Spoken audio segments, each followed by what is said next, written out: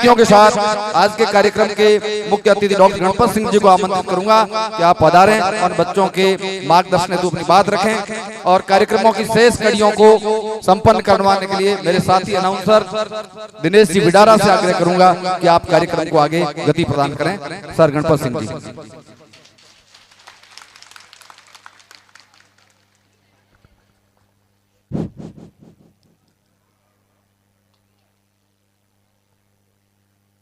सर्वप्रथम मां सरस्वती को वंदन करता हूं। सम्मानित मंच और प्यारे बच्चों, आप सुनने की मूड में हो तो सुनो, नहीं तो नहीं सुनो। फिर आवाजें कहां से आ रही है? जब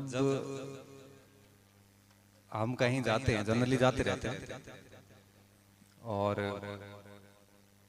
कहीं जब बात रखने की हमारी बारी आती है तो हम तभी बोलते हैं और उतना ही बोलते हैं जितना आप सुनने के इच्छुक हैं। कई कार्यक्रम ऐसे हुए जहां पे हमने 1 घंटा 1.5 घंटे तक भी बातें करी बच्चों से, और कुछ जगह ऐसी भी आई जहां पे हमने 10 मिनट में ही बात खत्म करी। हमें तो क्या है, बोल के चले जाना है, क्या करना है। सुनना आपको है, उसको जीवन में लागू आपको करना है। सारे चैलेंजेस तो आपके ऊपर है। हमें तो बोल के निकल जाना है, 10 मिनट 15 मिनट में हम तो निकल जाएंगे।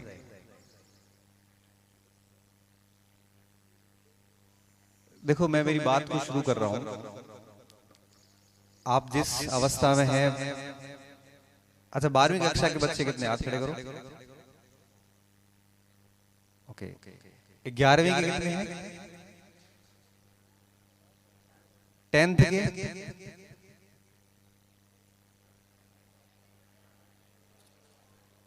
9th के?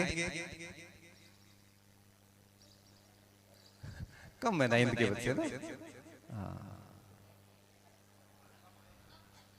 अच्छा, कम आए हैं। क्यों? अच्छा ऐसे बाउंडेड नहीं किया कि नहीं आना ही पड़ेगा आपको ऐसे। चलो अपन बात शुरू करते हैं, समय खराब नहीं करें आपका।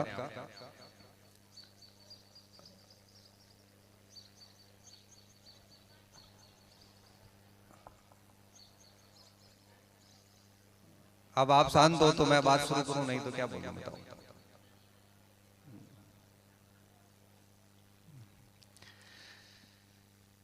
देखो बच्चों, ऐसा है कि जीवन में अनुशासन बेहद जरूरी होता है। अगर आप आधा घंटा 2 घंटे 3 घंटे, कल मैं एक कार्यक्रम में गया था, किसी हॉस्टल में गया था चोटन के अंदर, राजपूत छात्रावास में गया था सर। 200-250 बच्चे थे, लगभग 3 बजे कार्यक्रम शुरू हुआ और 7 बजे कार्यक्रम समाप्त हुआ।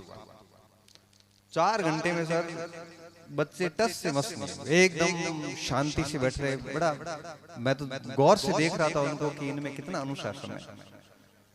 नहीं ये ऐसे तो अपन तो यही नॉर्मली बात कर रहे हैं, थोड़ा माहौल को ठंडा कर रहे हैं क्योंकि बच्चे और सारे सीरियस हो रखे हैं। अनुशासन बेहद जरूरी होता है जीवन में। देखो, नौकरियां लगना, करना, पढ़ना, करना, ये सब बाद की बातें हैं। अगर आप अनुशासित नहीं है तो आपके ऊपर कोई और शासन करेगा। या तो आप स्वशासित होइए, अनुशासित रहिए, या आपको परशासित होना पड़ेगा, किसी और के अधीन रहना पड़ेगा। और ये जो स्कूली लाइफ होती है, इसमें शिक्षा और संस्कार दोनों सिखाए जाते हैं। शिक्षा आपको आगे ले जाती है, संस्कार आपको प्रतिष्ठित करते हैं। जितने अच्छे संस्कार होंगे, देखो आप कहीं पे भी जाते हैं तो शिक्षा बाद में दिखती, संस्कार पहले दिखते हैं। मान लो मेरे से कोई आके मिला तो मैं उससे सीधा जीके का सवाल थोड़ी पूछूंगा। मैं उससे नॉर्मल 2 मिनट बात करूंगा और 2 मिनट की बात में मुझे पता चलेगा कि इसके एटिकेट्स कैसे हैं, संस्कार कैसे हैं। और संस्कारों से तय होता है कि हम एक मनुष्य के रूप में कितना स्थापित होने वाले हैं। मैं एक ऐसा शिक्षक हूं जो नौकरी से अधिक तवज्जो एक अच्छे व्यक्ति बनने पर देता हूं। क्योंकि अगर आप जीवन में बहुत पढ़ लिए और एक कलेक्टर भी बन गए, लेकिन अगर आपके अंदर व्यक्तित्व के गुण नहीं है अच्छे, अगर अच्छे संस्कार नहीं है, तो आप IAS बन के भी कोई काम के नहीं है। इसलिए कई बार मुझे कॉलेज में भी कहना पड़ता है, क्योंकि आप जैसे यहाँ से पास होके बाहर निकलोगे तो आप हमारे पास आएंगे, सीधी सी बात है। कोचिंग की बात नहीं कर रहा हूँ, कॉलेज में भी आओगे तो सही ना। हम आगे कॉलेज में बैठे हैं, यहाँ आप ठीक होते हैं, मई जून तक आप यहाँ रहते हैं, अप्रैल तक, जुलाई में आपका कॉलेज में एडमिशन होता है। और कॉलेज में एडमिशन के साथ ही आपके अंदर पता नहीं कौन से चेंजेस आते हैं। वहां आने के बाद स्टूडेंट बिल्कुल अलग हो जाता है, न किसी की बात सुनता है, पढ़ाई वढ़ाई से उसका दूर दूर का कोई नाता नहीं, विभिन्न सारी गलत संगत में पड़ जाता है। जिन बच्चों पे यहाँ पे शिक्षक मेहनत करके 90% 95% बनाते हैं, वही स्टूडेंट वहां वार्ड में आके कॉलेजेस में आके कुछ बच्चे ऐसे होते हैं वो ठीक रास्ते चलते हैं, अधिकांश ऐसे होते हैं जो गलत रास्तों पे चल पड़ते हैं। और गलत रास्तों पे चलने के बाद स्थिति ये होती है कि व्यक्ति स्वयं को बर्बाद कर देता है। आपकी बर्बादी और आपकी आबादी, ये दोनों आपके ऊपर निर्भर होते हैं। अगर आपका आचरण बेहद अच्छा है, आप गलत लोगों से बेहद दूर है, तो निश्चित तौर पे आप बेहद आगे जाएंगे।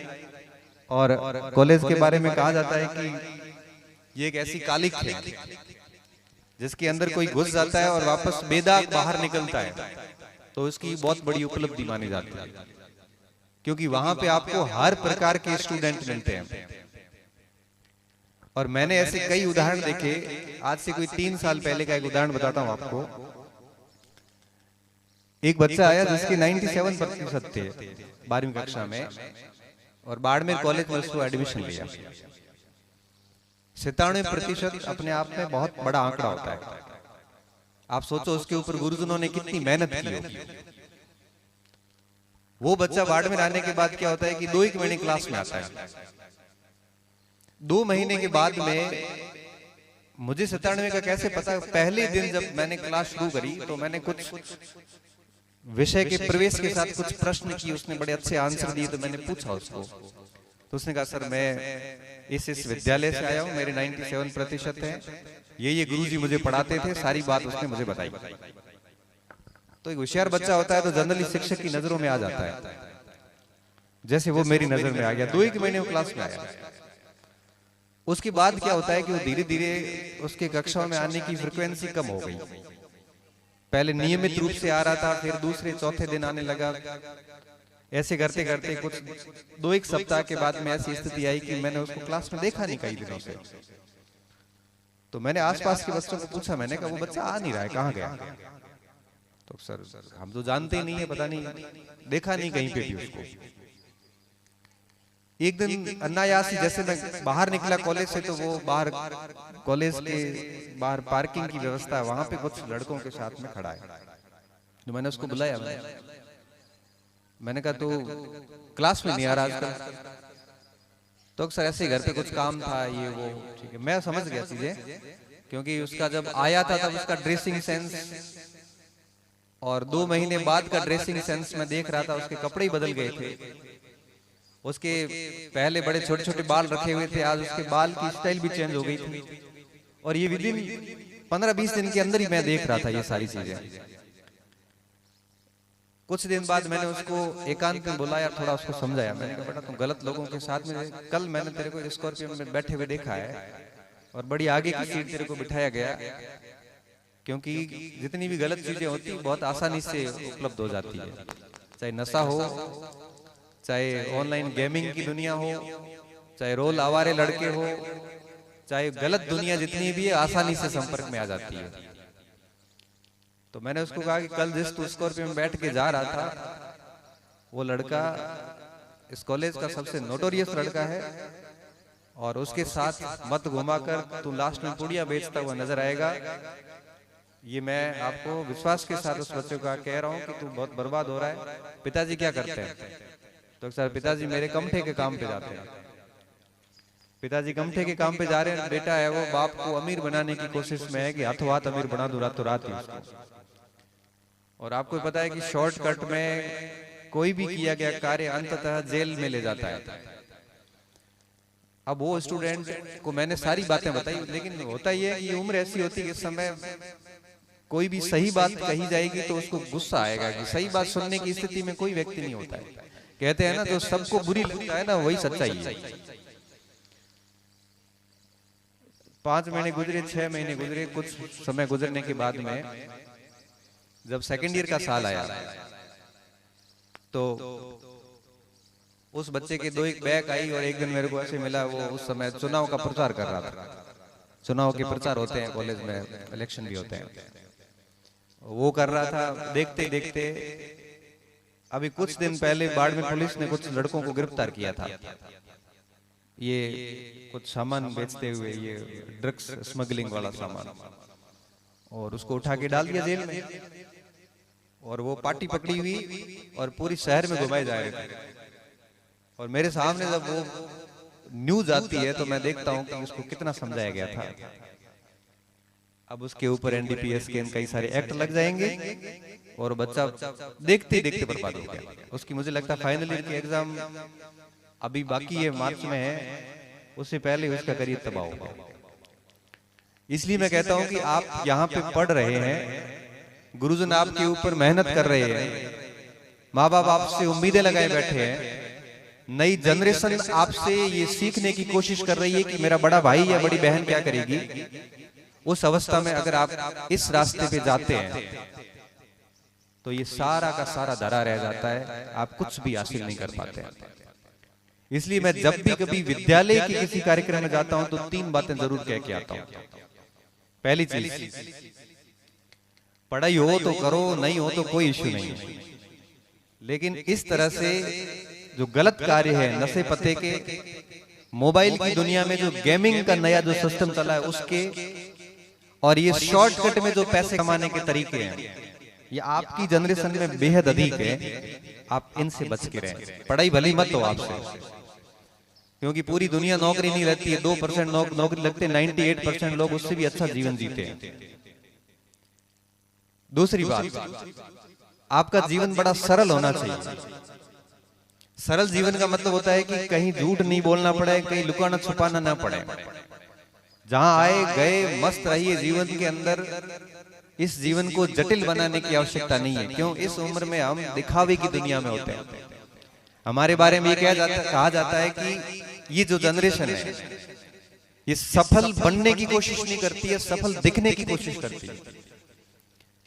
सफल बनने की कोशिश नहीं करती, बल्कि सफल दिखने की कोशिश करती है। सफल दिखने की कोशिश है दिखावे और विभिन्न प्रकार की डींगे हाँकने तक सीमित होती है।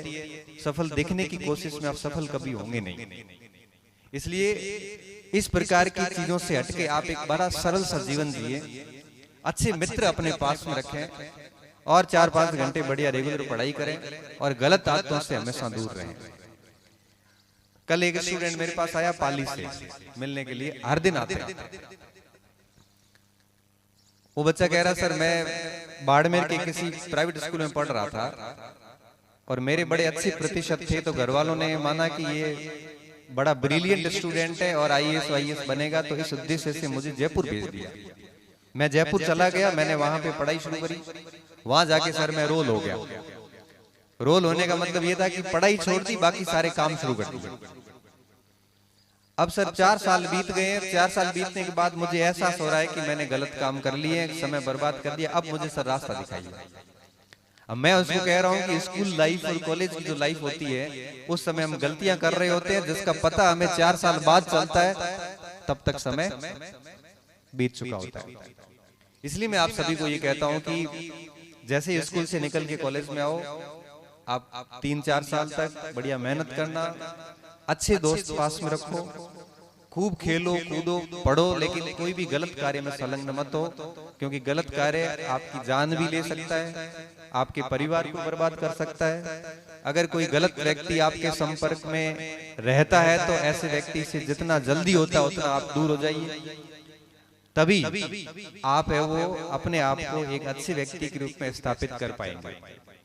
मुझे याद है 2012 में मैं एक कार्यक्रम में गया था, 12 के अंदर की बात कर रहा हूँ। तो वहां पे मैंने 10वीं कक्षा के कुछ बच्चों को इनाम दिए थे, जिनके फर्स्ट डिवीजन बने थे या कुछ ठीक परसेंटेज बने थे। 2024 में सर मैं एक कार्यक्रम में गया, तो वो स्टूडेंट वापस आके मुझे कहता है, वो मेरे साथ ही मंच पे ही मंच साझा कर रहा था, क्योंकि अभी वो तहसीलदार बन गया। मुझे याद नहीं रहा कि वो बच्चा 10वीं कक्षा में मेरे से सम्मानित हुआ था। हमारे को याद सच में नहीं रहता, क्योंकि हम पता नहीं कितने कार्यक्रम में जाते हैं। अब क्या हुआ, हम ऐसे पास में बैठे थे, तो उसने कहा कि सर आप तो मुझे नहीं जानते, लेकिन मैं कुछ बताना चाह रहा हूँ आपको। मंच पे हम यूं ही बात कर रहे थे, तो उसने कहा कि सर 2010 के अंदर, सॉरी 2002 के अंदर 12 के अंदर मैं 10वीं कक्षा पास करके आया था, आपने हमें एक फाइल देके सम्मानित किया था। पूरी सारी चीजें बात बताई, और पिछले बैच में उसका राजस्थान तहसीलदार सर्विस में आरटीएस में सिलेक्शन हुआ। तो मैं जैसे मंच पे गया तो वो मेरे पैर छुए उसने, तो मैं एक बार तो समझ नहीं पाया कि भाई अतिथि है, पैर किस लिए छुए। कई बार तो क्या है कि ऑनलाइन दुनिया में मेरे 1 लाख 1.5 लाख स्टूडेंट है, पता नहीं चलता मैंने किसको पढ़ाया किसको नहीं पढ़ाया, शक्लें देखी नहीं होती, हो सकता है मैंने क्या पढ़ाया हुआ, फिर पता चला कि भाई ये तो तहसीलदार सर्विस में मैंने तो नहीं पढ़ाया होगा डेफिनेटली। फिर मैंने पूछा तो हुआ कि सर 2012 के अंदर मैं आपसे सम्मानित हुआ था, और उस समय भी मैंने यही बातें बताई थी कि नौकरी वोकरी लगे तो लगे, कोई बात नहीं लगे तो भी कोई बात नहीं, लेकिन एक जीवन बढ़िया अच्छा होना चाहिए, ताकि जीवन में जब भी आप भी कभी किसी के बाप बनेंगे या दादा दादी बनेंगे, तो कम से कम बच्चों को सही शिक्षा तो दे पाओगे। नहीं तो आप गलत करोगे तो आप अपने बच्चों को कभी नहीं कह पाओगे कि आप ये मत करना ये मत करना। तो उस स्टूडेंट ने मुझे क्या बात कही, उसने कहा कि सर 2012 के बाद से मेरी पढ़ाई धीरे धीरे चलती रही, उसके बाद उसने अपनी यात्रा बताई, और पहले अटेम्प्ट में उसका तहसीलदार सर्विस में सिलेक्शन हो गया। तो मुझे ऐसा बड़ा अच्छा लगता है कि इस स्कूली लाइफ में अगर आप कोई अच्छा निर्णय ले लेते हैं और अच्छी चीजें अपनाने का फैसला कर लेते हैं, तो मैं चाहूंगा कि भविष्य में मैं कभी यहाँ पे वापस आऊं तो आप भी मेरे साथ इस मंच पे है वो बैठे, और इस पे क्यों किसी और बड़े कार्यक्रम में मैं जाऊं और आप कहो कि सर आप एक बार विजय मेमोरियल स्कूल में आए थे और वहां पे आपने हमें है वो 4 शब्द कहे थे, और वहां से अपना डायरेक्शन हमने चेंज किया, पढ़ना शुरू किया। आप बताओ कि शिक्षक के लिए ये सबसे बड़ी उपलब्धि होती है जब यहां से बैठा हुआ कोई बच्चा यहाँ पे आता है, तब ये बातें होती है सार्थक। नहीं तो ये बोलना करना सब फिजूल हो जाता है। हम हर जगह बोलते हैं, लेकिन 100 में से 1 तो बच्चे उस बात को अपना लेते हैं। वापस वही बात है, समय की कमी है। अब मैं भी प्रस्थान करूंगा, आगे कहीं और भाषण देना है 2-3 जगह पे, और उम्मीद करता हूँ आप सभी बढ़िया पढ़ेंगे। मेरी कहीं पर भी आवश्यकता हो तो आप मुझे याद करना। इस विद्यालय के कई बच्चे मैंने पढ़ाए हैं, खेताराम इस विद्यालय का स्टूडेंट है। हाँ, मैं वहीं जा रहा था, वो मेरा स्टूडेंट 2016-17 में मेरे पास आया था कि सर मेरे को नौकरी लेनी, मुझे नहीं पता मुझे कैसे लेनी है। मैंने कहा मैं बता रहा हूँ वैसा कर लेना, काम अपना अपन कर लेंगे। 2 साल वो बच्चा मेरे पास रहा, खेताराम अभी आया हुआ होगा या आने वाला होगा, कह मैं सर लेने आऊंगा आपको। बीएड चल रही थी और मेरे को कहा सर मुझे नौकरी चाहिए, बाकी मुझे पता नहीं, मेरे आसपास भी किसी की नौकरी है नहीं। तो मैंने कहा तेरे को लेक्चरर बनाते हैं। उसने कहा सर लेक्चरर? मैं कहा लेक्चरर हो जाएगा, क्यों नहीं होगा, मेरा भी तो हुआ है। मैं 10वीं में 49% लेके आया था, 50 में से 1 कम।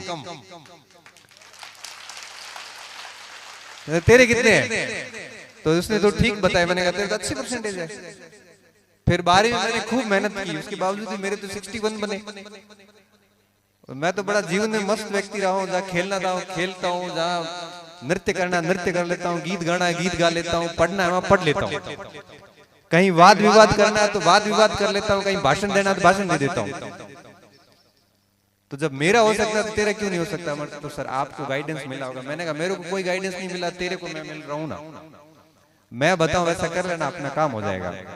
वो आया RAS बैच में आया था उस समय, मैंने बुक्स बताई, सर वो इतना सिंसियर बच्चा, अब बच्चा तो क्या रहा, अब तो राजपत्रित अधिकारी है, पर मेरे लिए वो आज भी बच्चा ही है।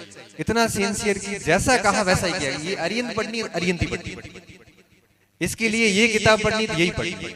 पढ़ता गया सीधी लेक्चर की करवाई। उसकी हिम्मत देखो, उसने कहा कि मेरे पे गुरु पे ऐसे भरोसा करते हैं, भरोसा पूरा कर लिया।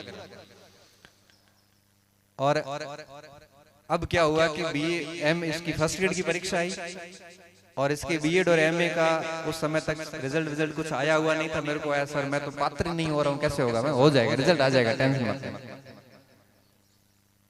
और परीक्षा हुई, परीक्षा के बाद में पहले अटेम्प्ट में उसका ज्योग्राफी के अंदर स्कूल लेक्चरर में बढ़िया रैंक से सिलेक्शन हो गया। तो आज सुबह फोन आया तो मैंने कहा कि, उसने कहा सर आ जाओगे 1 बजे तक। मैंने कहा मैं विजय मेमोरियल स्कूल में जाऊंगा। तो कहा सर वो तो मेरा पूरा स्कूल है, मैं वहाँ का एलुमनी हूँ। तो मैं, और भी गौरव की बात है कि मैंने यहाँ के एक एलुमनी, ऐसे कई एलुमनी होंगे पर एक मुझे याद है। तो ऐसे कई बच्चे आप में से हमारे पास आते हैं, और अगर गुरु के प्रति श्रद्धा रख के आप काम कर लोगे तो मैं आपको कह सकता हूँ कि आप जीवन में कभी भी असफल नहीं होंगे। वो बहुत जरूरी है। मैं 12वीं कक्षा में था तो हमारे अशोक जी मीणा सर थे। मैं मीणा जी के पास में गया। मीणा जी बिल्कुल नए फ्रेश प्रोफेसर बन के आए थे, स्कूल लेक्चर बन के आए थे, जिनकी उम्र 22-23 साल मुश्किल से रही होगी। इतनी छोटी उम्र में स्कूल लेक्चर को देखे तो हम भी प्रभावित हुए कि सर से बात करते हैं। तो सर ऐसे नीम के नीचे बैठे थे, कुर्सी लगा के कॉपियां चेक कर रहे थे। हम सर के पास गए, मैंने कहा सर ये आपकी उम्र कितनी है? अब गुरुजी को सीधी उम्र पूछने का मतलब क्या? उसने कहा इधर मुर्गा बन। मुर्गा बन गए। फिर उन्होंने क्या खड़ा हो, ये क्यों पूछा? मैंने कहा सर इसलिए पूछा कि आप बहुत छोटे लग रहे हो, और कैसे बने हो, मतलब क्या किया था ऐसा? तो कुछ नहीं, MA किया, B.Ed किया, भर्ती आई, नौकरी लग गई, और खूब तैयारी करी, किताबें पढ़ी। तो सर हमने कहा सर हमें भी ये लेक्चरर बनना है स्कूल में। उन्होंने कहा बेटा 12वीं कर लो, उसके बाद BA होगी, उसके बाद B.Ed होगी, उसके बाद MA कर लेना। मैं किस में करनी है? जिस विषय में आपकी पसंद हो, और उसके बाद में उसकी किसी शिक्षक से मिलना, वो किताबें बता देगा, पढ़ना और हो जाएगा। अब हम उनसे इतना प्रभावित थे कि हर दिन कहीं अकेले मिले, और जब जाके वहां जाके चिपक गए, और वहां जाके उनसे 10 बातें करनी। क्यों? क्योंकि बड़ा अच्छा लग रहा था उनसे बात करना, क्योंकि वो नए आए थे। और फिर उन्होंने हमें कुछ ऐसी बातें बताई कि गुरु का किस तरह से सम्मान करना है, किस तरह से पढ़ना है। हर दिन हम पूछते थे और वो बताते थे, और परिणाम ये निकला कि हम प्रोफेसर साथ में बने। स्कूल लेक्चरर तो वो हमारे से बहुत पहले थे। और जैसे ही मेरा MA हुआ और उसके बाद में प्रोफेसर की जब भर्ती आई, तो अशोक जी और मैं एक ही बैच के प्रोफेसर हैं। तो एक बार यूं ट्रेनिंग में मिले कहीं, तो मैंने पैर छुए, उसने कहा बड़ा पैर मत छू, अब तो मेरे छूने जैसी स्थिति है कि मेरा बच्चा तेरे से पढ़ रहा है। अब उनका लड़का मेरे से पढ़ रहा है, इतिहास पढ़ रहा है, क्योंकि वो तो इकोनॉमिक्स के थे। अब आप सोचिए कि हम जब उनके साथ बैठते हैं बड़ा अच्छा सा लगता है कि ये हमारे गुरु हैं, और इन्होंने जैसा किया वैसा हमने किया। इसलिए मैं आपको कहता हूं कि किसी भी प्रकार की गलत आदतों में नहीं रहना। जैसा अपना गुरु कहता है, किसी एक दो ऐसे अच्छे मोटिवेटर पास में रखिए, उनकी अंगुली पकड़ लीजिए, बस उनको छोड़ना नहीं है। डांट दे तो भी नहीं छोड़ना है, नहीं बताने की इच्छा है तब भी उनको टॉर्चर करते रहो। सर इसके लिए क्या पढ़ो, सर इसके लिए क्या करना है। जितना शिक्षक को परेशान करोगे पूछ पूछ के, उतना शिक्षक को भी छुट्टी के बाद आनंद आता है कि कितना बच्चे कितने इंटरेस्टेड है, और आपको भी बहुत सीखने को मिलेगा। वो जेम्स मिल ने अपनी पुस्तक उपयोगितावाद में एक बात लिखी है कि एक असंतुष्ट, जो एक संतुष्ट मानव होता है ना, उससे बेहतर एक असंतुष्ट सूअर होता है, और एक संतुष्ट मानव से एक असंतुष्ट सुकरात होना ज्यादा बेहतर है। थोड़ी बात गहरी होगी, लेकिन मैं बताने की कोशिश कर रहा हूं कि मनुष्य संतुष्ट हो जाने के बाद में जीवन में पिछड़ जाता है। इसलिए हमेशा असंतुष्ट रहना चाहिए, और वही व्यक्ति प्रोग्रेस करता है जो अपनी वर्तमान स्थिति से असंतुष्ट होता है। इसलिए कहते हैं जितने आप असंतुष्ट रहेंगे उतने आप और पूछोगे लोगों से, जितना पूछोगे और सीखने को मिलेगा, और जितना सीखने को मिलेगा उतना ही आप आगे बढ़ते जाओगे। तो अपने गुरुजनों का खूब सारा उपयोग लीजिए, अपने गुरुजनों की बात को मानिए, जीवन में खूब पढ़िए, और अपना ही नहीं बल्कि पूरे समाज, परिवार और विद्यालय का नाम रोशन करिए। जब हम स्कूली जीवन में थे, जब मैं स्कूली जीवन में था उस समय तो हमने किसी को गौरवान्वित महसूस नहीं करवाया, न हमारे से शिक्षक कोई ज्यादा खुश थे। कॉलेज में आए तब भी यही हालत थे, लेकिन उसके बाद में पढ़ाई करी, मेहनत करी, और जैसी नौकरियां लगी तो आज हमें हमारे पूर्व स्कूल वाले बुलाते हैं और कहते हैं, बड़ी शान से कहते हैं कि हमारे अपने स्कूल का स्टूडेंट रहा होगा।